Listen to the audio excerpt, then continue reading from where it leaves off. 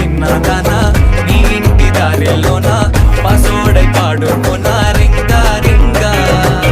బిర్రాన చేరుకోనా నీ ముందు నిల్చుకోనా చేసి ఎత్తుకోనా బంగారంగా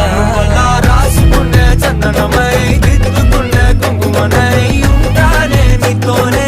ఇష్టంగా ఉంచుకోవే ఓరు ముద్దలు పెట్టుకుంటా తేనె ముద్దలు పుచ్చుకుంటా రాత్రి పగలో నా రాణి నువ్వేలే